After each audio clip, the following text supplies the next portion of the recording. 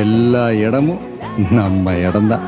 In business, always be alert. Hello everyone, this is Soundarya Athimuthu from the Quint and you're listening to Do I Like It?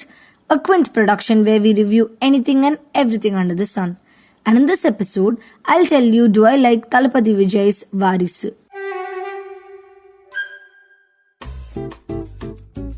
So before Varisu release, there was this super viral speech. Okay, of course, Thalapathy Vijay's speech was viral, but second to that, Dil Raju, the producer of the film, was speaking about what the audience should expect from the film, and it was like doing the rounds on social media. He stated very clearly that the Vijay-starrer is going to be a complete package of all the elements that would make up for, a perfect family entertainer. So the expectations was quite clear. This is going to bring back the Thalapathy from the 90s. Vijay shines like a superstar. Whatever you want, like action sequences, done. Hilariously timed comedy scenes, yes. Groovy songs, double yes. And peppy dance moves, it's a given. Yeah. So Vijay was like at his charming best. But before I talk in detail about the film and the review, let me remind you, go hit subscribe to the Quint's YouTube channel and also follow us on all podcast streaming platforms. Coming back to Varisu, the story revolves around Vijay. Of course, he's named Vijay and that was a masterstroke because you get to relate to that character like he's the actual Vijay, right?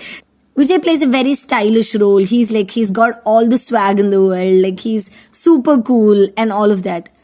So Vijay comes from a joint family which is led by a patriarchal father played by Sarathkumar, and he's got a very, very loving mother played by Jayasudha, and he's got a couple of brothers, their wives and their children, and it's a very happy family until one day, a serious problem happens and Vijay chooses to leave the family. Why does he do it? What happens after that? Will he reunite with his family? And if he does, what are the complications that comes with it? All of that forms the rest of the story. So the best thing about Varisu, in my opinion, is Vijay's brilliant comedic timing. I mean, it was just top notch, It reminded me of his days back in, when he acted in Gilly or, Sachin.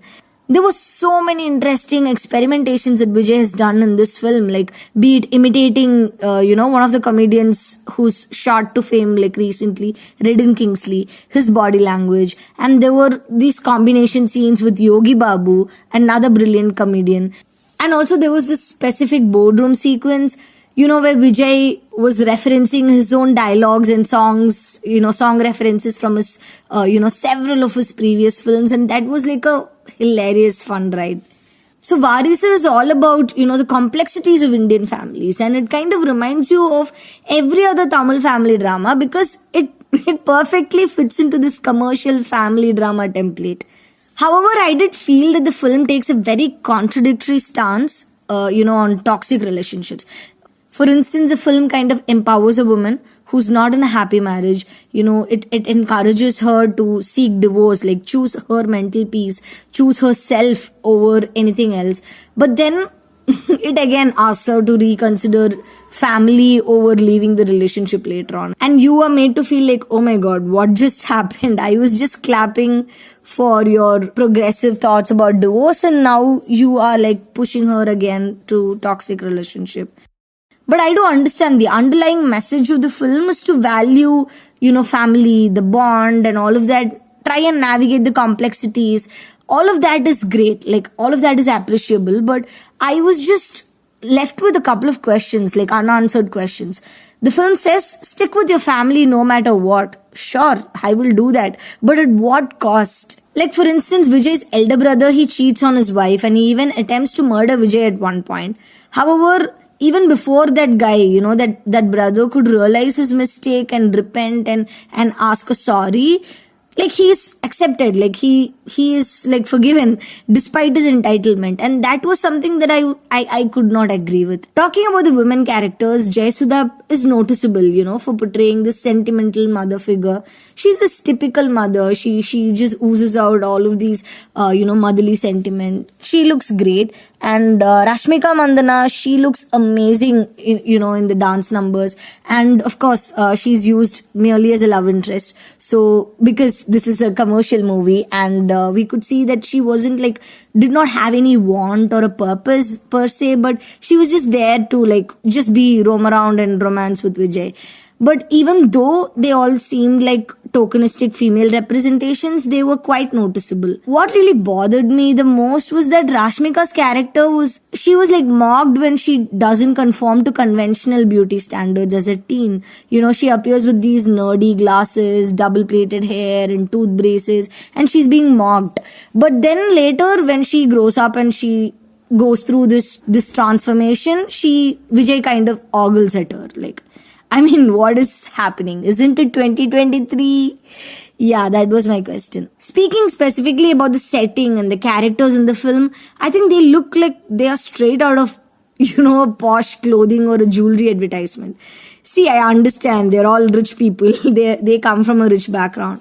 But do you wear such costly clothes on a daily basis or something? It wasn't very relatable in the sense, I assume most of the Indians are, we can't relate to this super rich family types. But yeah, I do understand this particular, story is set in that context. And even otherwise, the emotional sequences, the way they were choreographed simply gives you a very high budget serial vibe. Even though the film's primary goal was to, play on sentiment, I just felt the writing lacked the emotional depth. It has these so many close-up shots, so many reaction shots, but then you don't feel that depth because most of the emotions are being conveniently told through dialogues and not being shown on screen.